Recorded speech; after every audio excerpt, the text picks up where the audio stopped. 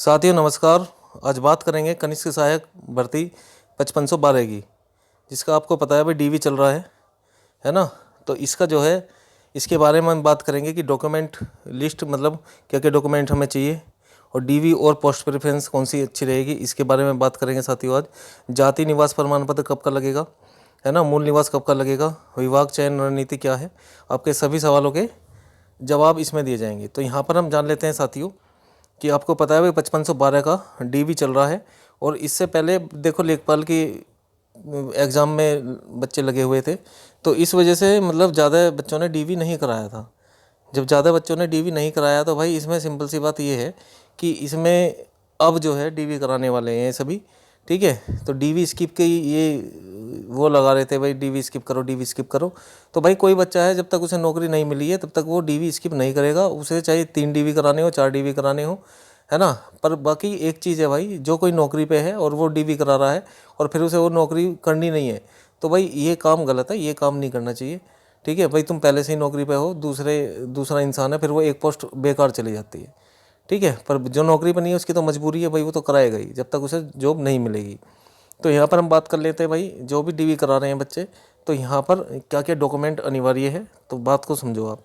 यहाँ पर देखिए, एक तो 10वीं 12वीं ये होनी बहुत ज़रूरी है, एक तो मार्कशीट हो और उसका सर्टिफिकेट होना चाहिए, ठीक है। सर्टिफिकेट होना चाहिए। अब तो पता ही है कि भाई इसे जो है स्कैनिंग के माध्यम से लग रही है, ऑनलाइन डीवी हो रहा है। पहले क्या है, पहले तो भाई ऑफलाइन डीवी होता था, तो अब ऑनलाइन डीवी हो रहा है, सबको पता है। तो इसमें क्या है, स्कैनिंग करा लेना, फ़ोटो खींच के अपलोड मत करना भाई, है ना। अगर बिलर हो गया, दिखाई नहीं दिया आपका नंबर, तो प्रॉब्लम आप ही को हो जाएगी। तो इस चीज़ का आपको विशेष ध्यान रखना है। अच्छे प्रिंटर से आप इसको स्कैन कराना कि कितना भी जूम करे वो फटे ना, बिलर ना हो, नंबर नंबर और जो इशू डेट है उसकी वो साफ साफ दिखे। इसके बाद में पैट स्कोर कार्ड, है ना, ओरिजिनल प्रिंट आउट, ये आपके पास होना चाहिए, ये नहीं लगेगा उसमें। आपको पता है कि ये जो 5512 वैकेंसी है ये पैट 2022 के पैट से है, ठीक है। 2023 में ये वैकेंसी आई थी।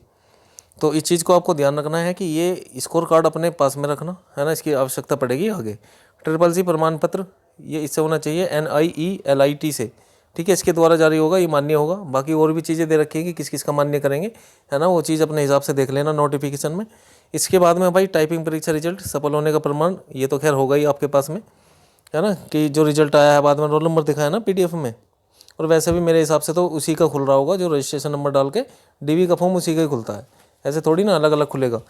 तो इस चीज़ का ध्यान रखेंगे। पहचान पत्र, आधार कार्ड, हालांकि आधार कार्ड उसी में ही लगा था फॉर्म में। इसमें तो आपसे क्या मांगेगा, 10वीं 12वीं, इसकी मार्कशीट और सनद। अगर एक ही है तो वो भी एक ही अपलोड हो जाएगी, अगर अलग अलग है तो PDF में दोनों अपलोड कर देंगे। ये चीज़ मांगी हुई है और अपलोड भी यही हो रही है। जो एक्स्ट्रा क्वालिफिकेशन है, जैसे आपके पास में ग्रेजुएशन है ना, या आपने पोस्ट ग्रेजुएट की करी हुई है, तो उसमें डॉक्यूमेंट की डिटेल तो डल रही है लेकिन अपलोड नहीं होंगे वो, इस चीज़ का ध्यान रखेंगे। शैक्षणिक योग्यता यानी कि प्रमाण पत्र क्या होगा, यहाँ पर जो है हाई स्कूल और इंटरमीडिएट, क्योंकि 12th क्लास से ये वैकेंसी है, ठीक है। तो ये बस 12th के ही कागज अपलोड होंगे, 10th और 12th के, और SSSC अपलोड होगा। तो सभी वर्षों की जो अंक तालिका और सनद डिग्री अनिवार्य है, ठीक है, होनी चाहिए। यदि नाम या उपनाम में कोई त्रुटि है तो अभी एफिडेविट तैयार करवा लो एक, ठीक है। एक ऑप्शन दिया होता है एफिडेविट को उसमें अपलोड करने का कि कोई एक्स्ट्रा अगर डॉक्यूमेंट है तो आप उसे अपलोड कर दो, तो वो एफिडेविट का ही है, ठीक है, वहाँ पे अपलोड कर सकते हैं। इसके बाद में यहाँ पे देखिए नोट में मैंने लिख रखा है कि मार्कशीट में पिता का नाम और जन्म तिथि पैट रिकॉर्ड से मिलनी चाहिए, है ना। इसको मैच कर लो। अभी बहुत सारे बच्चे क्या है कि उसे मैच करते नहीं है और डायरेक्ट जो है अपलोड कर देते हैं, ठीक है। बाद में फिर परेशानी आती है, तो बाद में ज़्यादा प्रॉब्लम हो सकती है। अभी क्या है, एफिडेविट लग जाएगा और इसे सही करवाने की कोशिश कर लो, ठीक है भाई। नाम में, माता के नाम में, पिता के नाम में गलती नहीं होनी चाहिए। अगर गलती है तो ठीक से मैच कर लो, या डेट ऑफ बर्थ गलत हो और उसे जो है ठीक कराने की कोशिश करो आप, ठीक है। इसके बाद में भाई तकनीकी योग्यता इसमें कुछ नहीं मांगा भाई, आपको पता है SSSC मांगा, एक टाइपिंग मांगी थी, है ना। तो टाइपिंग पास करके ही आप, सिंपल सी बात है कि आप डीवी करा रहे हो। तो यहाँ पे जो है SSSC सर्टिफिकेट, आपको पता है कि यदि किसी ने पहले फॉर्म भर दिया और SSSC उस पर नहीं था, तो यहाँ पर इन्होंने साफ साफ कह रखा है कि जो SSSC होना चाहिए वो 3 अक्टूबर 2023 से पहले पहले का होना चाहिए। ये अनिवार्य है साथियों, 3 अक्टूबर 2023 से पहले का, क्योंकि लास्ट डेट थी ये, है ना। इससे बाद का नहीं चलेगा। समकक्ष प्रमाण पत्र वाले अपनी यूनिवर्सिटी का शासन निर्देश साथ रखेंगे, यानी कि तुम्हें लग रहा है कि भाई इक्वलेंट में ये चल जाएगा, तो उसे अपना जो है साथ रखना पड़ेगा। बाकी मैंने बता दिया SSSC मान्य ये हो रहा है, और बाकी क्या क्या चीज़ें हैं तो नोटिफिकेशन में देख लेना किस किस का मान्य है, ठीक है जी। इसके बाद आगे बात करेंगे। अच्छा एक चीज़ और मैं आपको बता रहा हूँ, यहाँ पर जो है एक तो रिजल्ट की, जब आप डीवी कराएंगे तो एक तो रिजल्ट की डेट भी मांग रहा है इसमें, है ना, और एक के मतलब ये इशू कब हुआ है उसकी भी डेट मांग रहा है। तो रिजल्ट डाउनलोड हो जाएगा, कोई दिक्कत नहीं है। NILT की जब साइट पर आप जाएंगे तो उस पर एक डाउनलोड रिजल्ट का ऑप्शन आ रहा है, तो वहाँ पे डेट देखने को मिल जाएगी। 1-2 दिन का ही आगा पीछा होता है, ध्यान रख लेना, ठीक है। जैसे मान लिया 12 तारीख में, 10 तारीख में आपका जो है रिजल्ट आया और 12 तारीख में ये इशू हो गया, तो इस तरीके की चीज़ें हैं वो आपको मिलेगी इसमें, ठीक है। इसके बाद में भाई आगे बात कर लेते हैं। अब सबसे ज़्यादा डाउट बच्चों के यहीं पे ये आ रहे हैं, जाति प्रमाण पत्र में मूल निवास की जो वैधता है वो कितनी होनी चाहिए। तो यहाँ पे देखो ये डेट देख रहे हो आप, 3/10/2023, ठीक है। जाति और निवास प्रमाण पत्र 3 अक्टूबर 2023 से पहले के बने होने चाहिए, ठीक है। इससे पहले के बने होने चाहिए, इसके बाद का नहीं चलेगा। बाद का चलेगा, क्यों नहीं चलेगा अभी बताऊंगा कैसे चलेगा, ठीक है। जिनके पास पुराना है पुराना लगा दो, ठीक है, और जिसके पास नया है वो नया, दोनों ही चल जाएंगे यहाँ पर। अब कैसे, जैसे अब तुम कहने लगो जी हमने तो 2022 का लगाया था उस समय पे, या 2023 का लगाया था, 2023 में वैकेंसी आई थी जब ही हमने बनवाया था और तभी लगा दिया था हमने ये। तो ये तो बढ़िया बात है। अब उसका नंबर चेक करके भाई फॉर्म अपना डाउनलोड कर लो, उसका नंबर चेक करके कि कौन सा आपने लगा रखा है, ठीक है, उसमें नंबर लिखा होता है रजिस्ट्रेशन नंबर, तो उसका मैच करना, आवेदन क्रमांक संख्या, ठीक है, मैच कर रहा है तो ठीक है, बढ़िया बात है, उसे लगा दो। यदि आपने नया बनवा लिया है, जैसे सपोज करो 2026 का तुमने बनवा के रख रखा है जाति प्रमाण पत्र इसका यूपी का, तो आपको क्या करना है फिर, ये क्या काम कर रहे हैं, ये कह रहे हैं 2 MB तक की आप PDF दे दो। तो पहले नंबर पे तो पुराना होना चाहिए, दूसरे पे उसी PDF में अटैच करके लगा दो। नया चाहिए नया देख लो जी, पुराना है पुराना देख लो, है ना। तो ये दोनों जाति प्रमाण पत्र लगा दो, तुम्हें भी कोई दिक्कत नहीं रहने की। जब तुमने नया बनवा लिया तो नया भी लगा दो, ठीक है। ऐसे ही मूल निवास की बात है, मूल निवास में जो पुराना है 2022 का 23 का जो बनना है, जो तुमने फॉर्म भरते समय डाला था, उसकी भी PDF ऐसे लगा दो। नया बनवा रखा है तो उसके नीचे उसे भी अटैच कर दो, ठीक है। तो दोनों मिल जाएंगे, लेकिन करना स्कैनिंग करवा के, क्योंकि फटना नहीं चाहिए, वो ब्लर नहीं होना चाहिए, ठीक है भाई। EWS की बात करते हैं अब, देखो क्योंकि ना भाई अगर इसमें कोटा चाहिए तो ये तो आपको देखना पड़ेगा। EWS प्रमाण पत्र केवल वित्तीय वर्ष 2023-24 का ही मान्य है, ये बिल्कुल सही बात है। अब जैसे बहुत सौ ने क्या काम करा कि उस समय पे भाई सर्टिफिकेट उनके पास में नहीं था, उन्होंने EWS लगा दिया, उसमें जनरल की जगह EWS कर दिया, EWS का सर्टिफिकेट था ही नहीं। अब वो जाके उन नया दिखाने लगे भाई ये नया है, तो वो मान्य नहीं होगा, ध्यान रखना। अगर आपने EWS वहाँ पे सेलेक्ट किया है, एफिडेविट बनवा लो, है ना, जनरल में काउंट हो जाओगे फिर, ठीक है। EWS तभी का चलेगा जब ये वैकेंसी आई थी, तब का चल जाएगा, मतलब तभी का चलेगा EWS। और बाकी दूसरा नया बनवा के, जैसे मान लिया अब तुम 2026 चल रही है, 2026 का है, तो दोनों आप जो है अपलोड कर सकते हैं, ये तो हो जाएगा। लेकिन ऐसा नहीं है तुमने गलती से वहाँ पे कर दिया और EWS दिखाया नहीं तो अब नहीं दिखा सकते नया वाला, उसके लिए एफिडेविट लगाना पड़ेगा आपको, ठीक है, समझ गए बात को। इसके बाद में आगे बात करते हैं पोस्ट प्रेफरेंस विभाग चयन।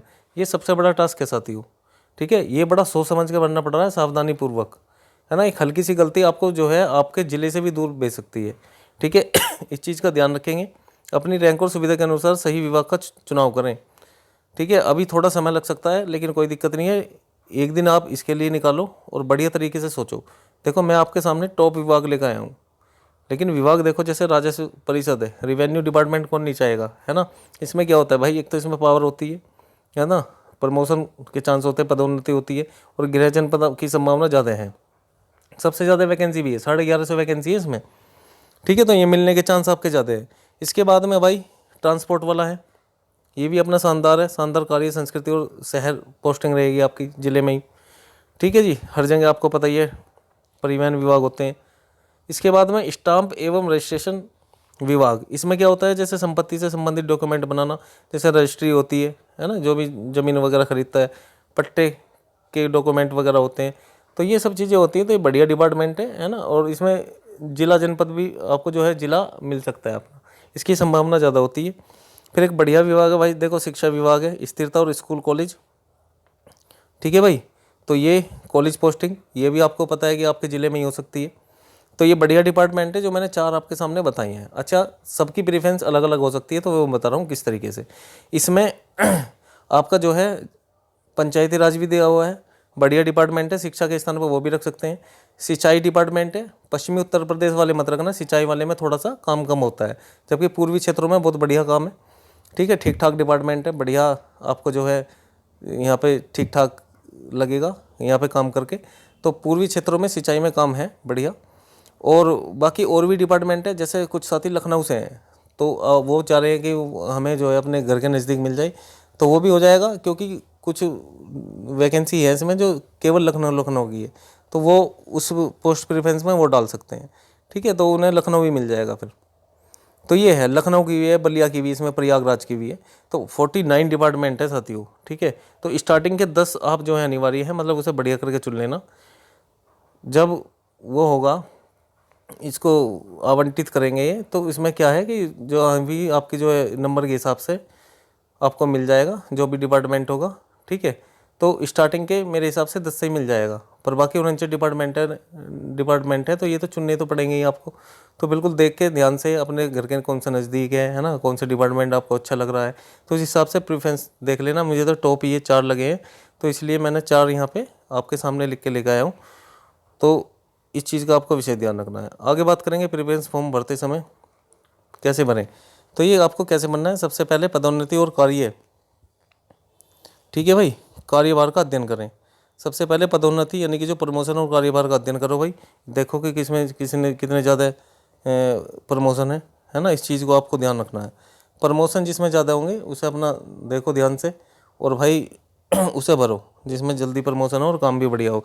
यदि आप घर के पास चाहते हैं और उन विभागों को चुनें जिनकी शाखाएं हर ज़िले में है। ठीक है, तो उसमें जो है आपको ज़िले मिलने के चांस ज़्यादा होते हैं। लखनऊ मुख्यालय की जॉब पसंद है तो निदेशालय को प्राथमिकता दें।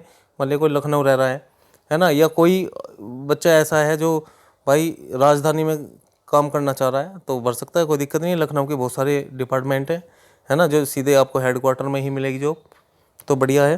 ठीक है, तो अपने हिसाब से अपना देख लेना, प्रेफरेंस सबकी अपनी अलग अलग होगी। सामान्य गलती से बचें, गलतियाँ ना करें भाई, है ना। गलतियाँ क्या क्या हो सकती हैं, जैसे डॉक्यूमेंट अपलोड करते समय फाइल साइज़ का अपना ध्यान ना रखा, है ना, धुंधली फाइल होगी वो, तो उस चीज़ को अपना ध्यान रखना। व्यू का एक ऑप्शन आता है, उस पर देख लेना रिव्यू के ऑप्शन में। पोस्ट प्रेफरेंस में सीरियल नंबर को दोबारा चेक करें। जो भी आपने पोस्ट दी है, जैसे ही आप जो है उसे अपडेट करेंगे तो इसमें 1 2 3 4 5 करके इस तरीके से साइड में आएगी। एक नंबर तो लेफ्ट साइड में डला होगा, एक राइट साइड में, तो आपको ध्यान से देखनी है कि फर्स्ट नंबर पे सेकंड नंबर पे क्या है। अच्छा, जो महिलाएं हैं, जो विवाहित महिलाएं हैं, उनकी जाति का प्रमाण पत्र पिता पक्ष का होना चाहिए। आपको पता है यूपीएसआई के दौरान भी ऐसी मांगा गया था, है ना, कांस्टेबल के दौरान भी इन्होंने ऐसी मांगा था, तो इस चीज़ का ध्यान रखेंगे, है ना। तो बनवा लिया होगा जो भी महिला हैं। इसके बाद में जिस भी डॉक्यूमेंट में आपको कुछ गलती है तो उसका एक एफिडेविट बनाकर लगवा दें। ठीक है, ये सबसे बढ़िया है। अगर तुम्हें लग रहा है कि छोटी मोटी गलती है और तुम टेंशन नहीं लेना चाह रहे हो, तो सबसे बढ़िया है भाई एक एफिडेविट लगवा दो। ठीक है, तो उसमें कम से कम ये तो हो जाएगा जी हमने एफिडेविट आपको जो है अपलोड किया था, इसमें ये एरर है, तो उनके भी एफिडेविट वो पढ़ेंगे, उसमें देख लेंगे ये एरर है, उसी डॉक्यूमेंट को चेक कर लेते हैं। ठीक है, उनका भी काम आसान हो जाएगा भाई। ठीक है, तो ये चीज़ है। तो इसके बाद में बस मैं यही कहना चाहूँगा कि सफलता आपके कदम चूमे, है ना। अपनी मेहनत पर भरोसा रखें और डीवी प्रक्रिया सावधानी से पूर्ण करें। किसी भी प्रश्न के लिए हमें कमेंट या संपर्क कर सकते हैं। ठीक है, कमेंट बॉक्स में आप कमेंट करिए, ठीक है, उसका मैं आपको जवाब दे दूंगा। और बाकी आपको वीडियो कैसी लगी है, मेरी जानकारी आपको कैसी लगी, ये कमेंट बॉक्स में ज़रूर बताएं, है ना। अगर वीडियो अच्छी लगी है तो वीडियो को लाइक करें, और जो हमारे चैनल पर नए आए हैं वो सब्सक्राइब कर लें। आने वाले जो भी जूनियर असिस्टेंट की वैकेंसी है उसके बारे में, है ना, उसकी जो है कैसे हम तैयारी करें, उसकी स्ट्रेटजी, है ना, हर चीज़ की वीडियो आपको इस चैनल पे देखने को मिलेंगी। ठीक है, मिलते हैं नेक्स्ट वीडियो में। धन्यवाद, जय हिंद।